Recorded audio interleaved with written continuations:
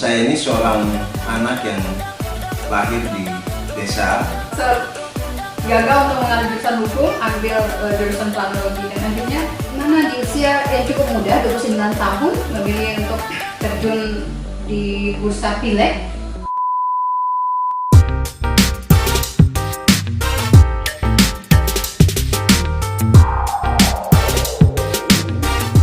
Assalamualaikum warahmatullahi wabarakatuh. Malam hari ini 30 menit bersama sang tokoh, saya Sri Wahyuni, hadir di hadapan kalian semua para penonton, dan tentunya di samping kanan saya bersama dengan Bung Iskandar Idrus.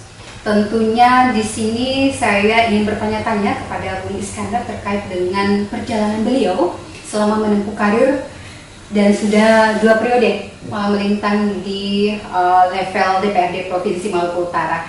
Dan tentunya ini tujuan untuk bisa menginspirasi para penonton di luar sana, khususnya para kaum milenial. Saya sapa dulu Bung Iskandar Idrus. Bung, sehat ya? Sehat, alhamdulillah sehat. Kita bertemu 2 kali, tapi dengan channel yang berbeda. Ya, tentunya 10 Juni adalah hari lahir Bung Is sendiri ya, sapaan akrabnya. Dan di edisi kali ini spesial, saya hadir untuk bertanya-tanya kepada Bung Iskandar soal perjalanan beliau. Karena yang sering orang lihat adalah beliau dengan gagah megahnya ya di DPRD, bagaimana di ruang paripurna, kondisi sosial masyarakatnya seperti apa, aktivitasnya. Tapi tidak pernah tahu sosok beliau dari masa kecil dan bagaimana perjalanan proses perjuangan beliau hingga bisa menduduki 2 kali periode di level DPRD Provinsi Maluku Utara. Baik, seperti biasa kita punya 10 pertanyaan khusus untuk Bung Is sendiri, dan ini dijawab dengan jujur, dengan mungkin ada cerita-cerita yang menarik untuk didengarkan oleh penonton di luar sana, bisa diceritakan. Dan 10 pertanyaan ini berkaitan dengan kehidupan Bung Is sendiri. Nah, yang pertama adalah kita ingin tahu bagaimana sih kehidupan masa kecil seorang Bung Iskandar. Ya, baik, Assalamualaikum warahmatullahi wabarakatuh. Sejarah masa kecil ini memang saya ini seorang anak yang lahir di desa, kurang lebih di Kabupaten Halmahera Barat, di desa Gamsungi, tepatnya di kaki Gunung Gamkonora gitu. Lahir di desa sekalipun orang tua adalah aparatur sipil negara, yakni guru SD, tapi ada banyak kisah yang juga luar biasa, memulai perjalanan hidup dari satu desa yang lain karena orang tua saya guru, jadi berpindah-pindah gitu. Jadi masa kecil waktu SD di desa Gamsungi sampai kelas 3 pindah lagi ke desa Gamkonora, di mana desa tempat lahirnya orang tua saya.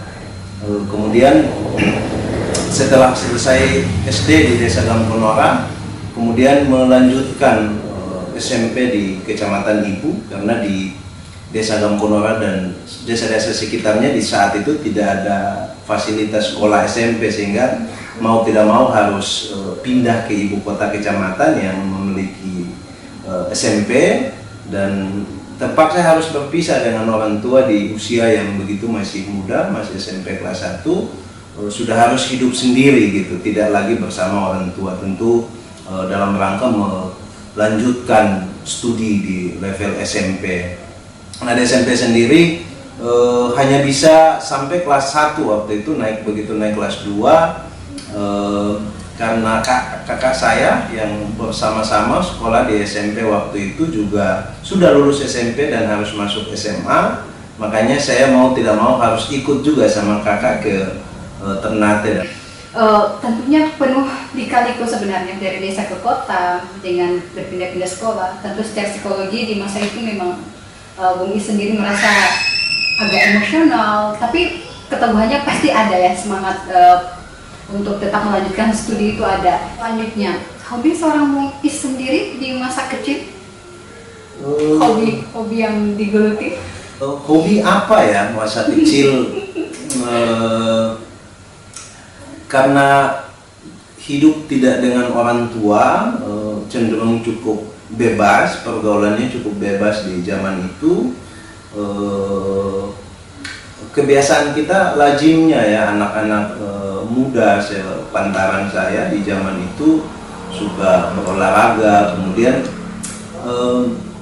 karena saya anak yang yang paling bungsu ya istilahnya dalam keluarga dari 4 bersaudara, karena 3 kakak saya semua juga melanjutkan kuliah S1-nya di Makassar dan di Unhair, dan 2 di Unhair dan 1 di Makassar, sehingga uang jajan juga waktu itu pas-pasan gitu.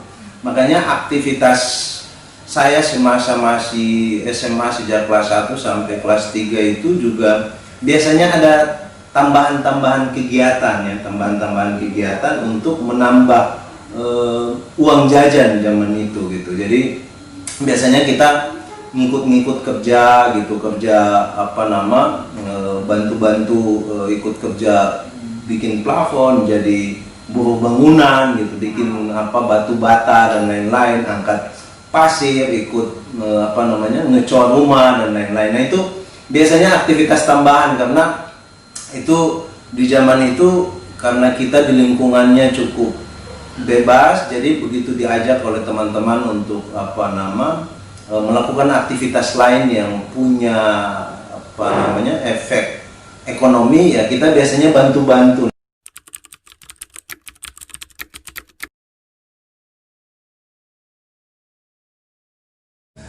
Pertama saya kenal Iskandar SMA kelas 1. Waktu itu dia sering saya punya proyek, dia ikut-ikut. Berarti itu diantaranya bikin plafon dan lain-lain, menyangkut fisik bangunan.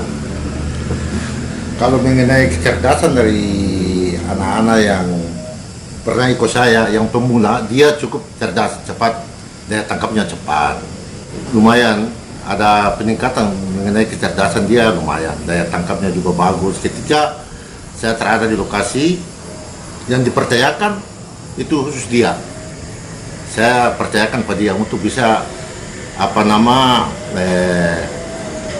koordinasi dengan anak-anak, baik pengurusan material dan lain-lain, saya percayakan pada dia. Jadi alhamdulillah sampai hari tadi dia berhasil jadi anggota Dewan Provinsi Maluku Utara. Memang dia itu dari kecil cukup cerdas. Oke, baik. Saya juga sempat mendengarkan informasi bahwa Bung Is sendiri di waktu masih sekolah suka jadi ketua kelas tuh ya, SD, SMP, SMA. Jiwa kepemimpinannya sudah ada, itu memang ada. Iya, jadi memang sejak SD sih sebetulnya ya, waktu masih SD kelas 1 itu jadi ketua kelas. Begitu naik kelas 2 sudah nggak jadi lagi, begitu SMP kelas 1 jadi ketua kelas, masuk SMA kelas 1 jadi ketua kelas. Cuman karena kita ini dari SMP itu sudah tidak hidup dengan orang tua, makanya cenderung tidak dikawal oleh orang tua gitu. Jadi hidupnya cukup mandiri. Nah kita karena tidak dibawa monitoring dan pengawasan orang tua, makanya pergaulannya kadang agak bebas gitu. Nah sehingga jadi ketua kelas itu hanya kelas 1 saja gitu. Begitu naik kelas 2 sudah diganti dan lain-lain, apalagi keseringan pindah sekolah gitu. Jadi sebetulnya kalau dianggap itu adalah bagian dari genealogi yang sudah muncul, ada tanda-tanda, ya saya juga tidak mampu kesimpulan, tetapi memang faktanya demikian gitu, dari sejak masih SD, SMP dan sampai di SMA kelas 1 itu gitu ya. Berarti aura-aura diberikan kepercayaan itu memang sudah ada sejak kecil ya. Baik, selanjutnya kita ingin tahu bagaimana pengalaman organisasi Bung Is sendiri selama di dunia kampus, di dunia perkuliahan. Iya, kalau bicara organisasi cukup panjang ya. Semenjak begitu setelah selesai studi di Kota Ternate, kemudian melanjutkan studi ke Makassar. Waktu itu mula-mula cita-cita saya itu mau jadi sarjana hukum gitu, mau menjadi pengacara. Karena kebiasaan sudah suka bicara itu sudah hobi sebetulnya ya gitu, cerewet lah istilahnya dalam keluarga. Makanya waktu itu cita-cita saya ingin kuliah hukum gitu. Tetapi karena saya harus kuliahnya di Makassar, menurut orang tua dan saudara-saudara saya bahwa kalau mau kuliah di Makassar tidak bisa ambil hukum gitu. kalau mau kuliah di Makassar harus ambil jurusan yang tidak ada di kota Ternate. Jadi Makanya ya pilihannya saya bisa kuliah di Makassar, tetapi harus ambil jurusan yang tidak ada di Ternate. Nah makanya jatuh-jatuhnya jadi ngambil jurusan teknik planologi tata kota waktu itu.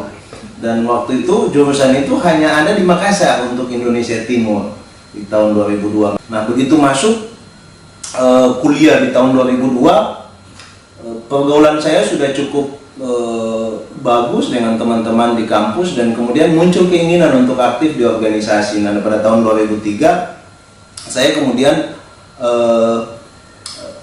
masuk ke direkrut masuk di organisasi Himpunan Mahasiswa Islam HMI, ikut basic training, bergaul, kemudian aktiflah di organisasi intrakampus gitu, organisasi intrakampus di himpunan istilahnya sampai di BEM, kemudian memulai juga karir di HMI, begitu panjang, lika-likunya cukup panjang, dimulai dari tahun 2003 ikut basic, kemudian dipercayakan menjadi ketua HMI di level fakultas, kemudian naik satu tingkat menjadi ketua HMI di level universitas ya, namanya Korkom kalau di Makassar, koordinator komisariat, jadi ketua umum, dan itu berjenjang sampai di cabang, sampai di Batko, dan juga sampai di PBHMI waktu itu. Nah itu kurang lebih pengalaman. Ada juga beberapa foto Mudi sendiri yang tersiar, bahkan sudah dinonton atau dilihat oleh jagat dunia maya selalu bersama dengan almarhum Sultan Muda Pasha. Itu saat lagi apa? Oh ya, kurang lebih waktu itu tahun 2009. Jadi lucu sebetulnya kalau diingat-ingat waktu itu setelah kegiatan Kongres Mahasiswa Maluku Utara di Makassar itu sempat ribut gitu. Jadi ada dua kubu. Jadi istilahnya dualisme kepemimpinan gitu. Jadi ada kawan yang kemudian punya pemahaman yang berbeda, kita juga punya pemahaman yang berbeda. Jadi ada dua sebetulnya ketua umumnya waktu itu, dua ketua umum PBHIMU-nya jadi dua versi. Nah satu versinya waktu itu begitu pulang mereka dilantik oleh pemerintah. Jadi waktu itu dilantik oleh Pemprov Maluku Utara. Nah saya kemudian melakukan juga kegiatan yang sama, dan tentu saya tidak mau lagi mengundang Pemda Provinsi Maluku Utara, saya malah mengundang Sultan Ternate untuk melantik saya selaku ketua umum mahasiswa, dengan satu pendekatan kalau kawan saya membangun legitimasinya dengan pendekatan struktural, saya membangun dengan logika yang berbeda. Saya mengundang Pak Sultan, waktu itu kita mengundang 4 sultan, tapi kebetulan yang hadir, yang berkesempatan hadir hanya almarhum Pak Sultan Muda Farsa.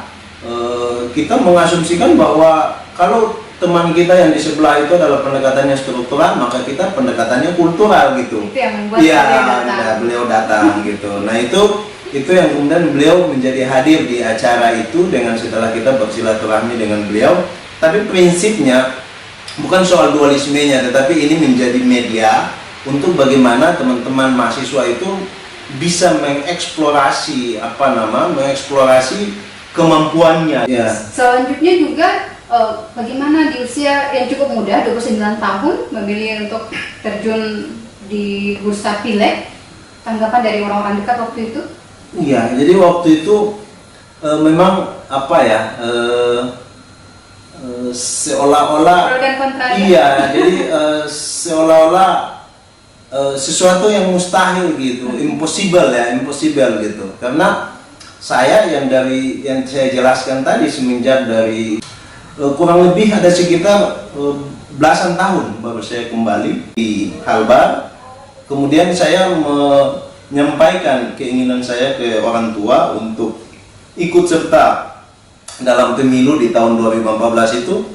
Rasa-rasanya ada yang aneh dan lucu gitu, karena kita tahu sendiri gitu gimana orang masuk ke dunia politik, paling tidak dia harus punya kesiapan yang matang dari sisi finansial, dari sisi sosial kapital. Nah ini menjadi poin penting. Nah sementara saya tidak punya kedua-duanya gitu. Begitu saya, iya hampir nyaris hanya bermodalkan semangat gitu, kemudian dengan berapi-api menyampaikan ke orang tua bahwa saya ingin calon anggota DPR dan itu DPR provinsi gitu ya.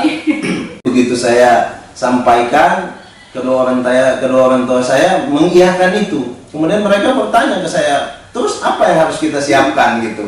Nah ini pertanyaan yang cukup memukul kepada saya, sebuah pertanyaan yang harus saya jawab. Saya bilang saya tidak punya uang gitu, tapi saya mau calon DPRD provinsi ke orang tua saya.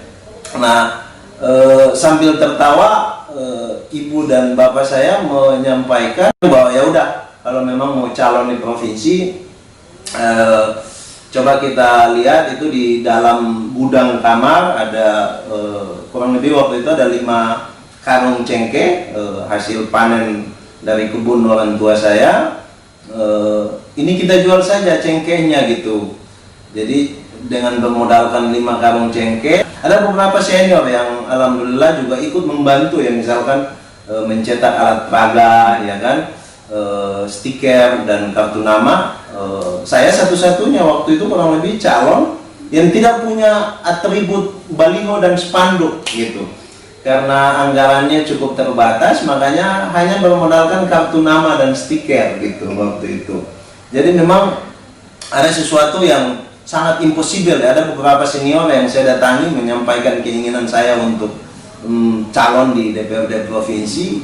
Mereka kemudian semacam apa ya, pesimis dengan keputusan yang saya ambil gitu. Kenapa tiba-tiba dengan tidak punya modal apa-apa langsung memilih menjadi calon di provinsi gitu. Tetapi alhamdulillah begitu hasilnya keluar, para senior dan orang-orang yang kemudian pesimis kemudian menjadi takjub melihat hasil yang saya dapati. Seolah-olah ini memang sesuatu yang tidak mungkin gitu.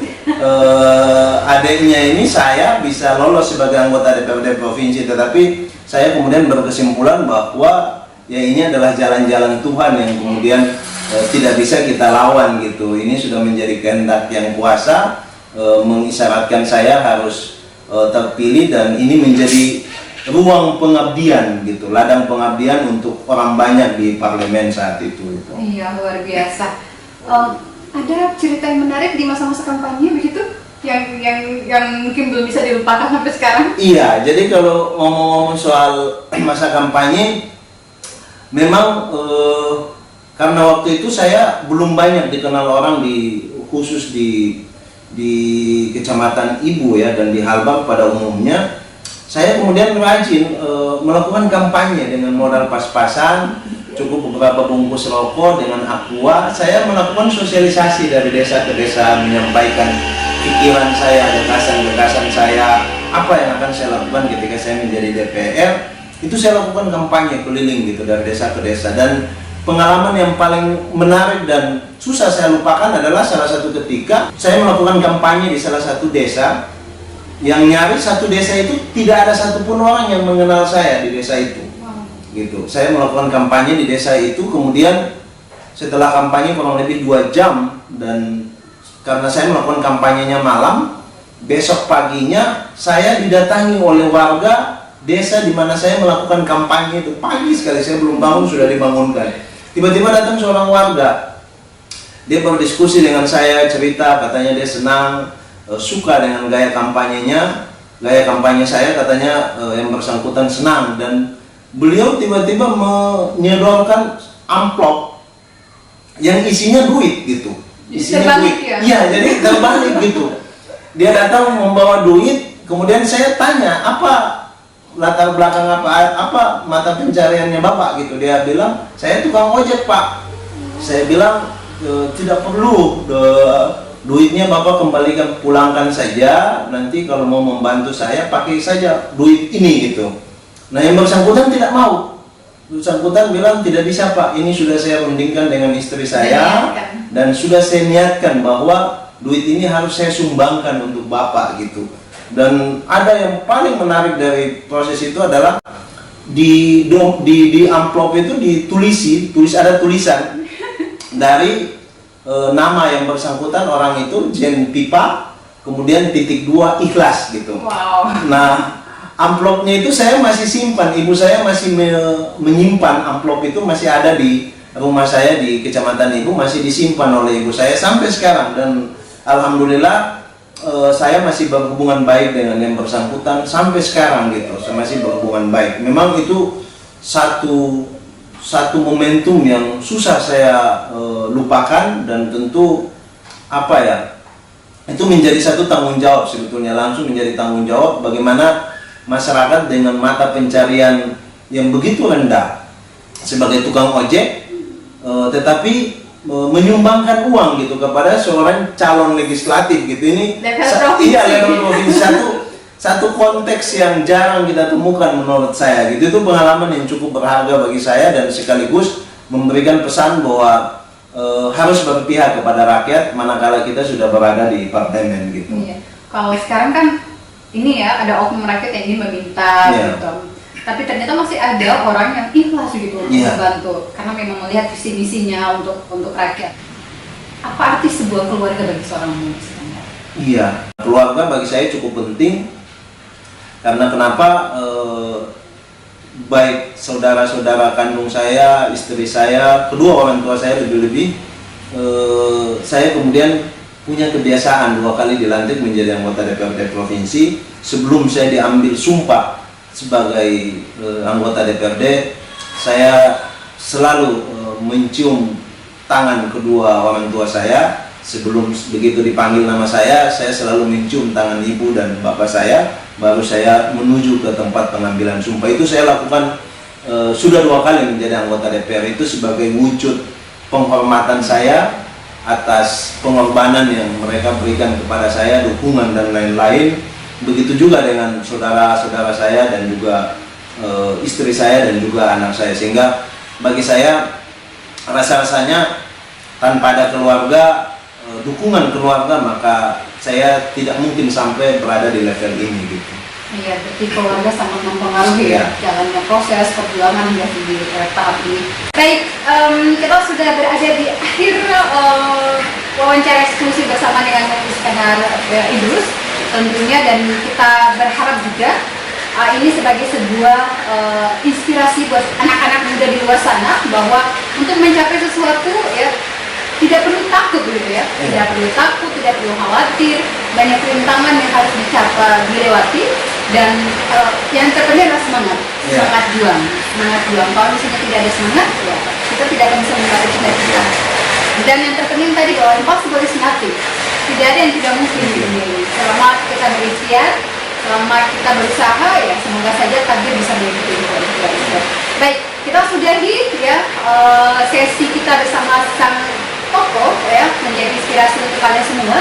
Dan yang terpenting adalah jangan lupa like, comment, dan subscribe channel saya sendiri, channel Sri, karena kita juga nanti masuk di edisi-edisi selanjutnya.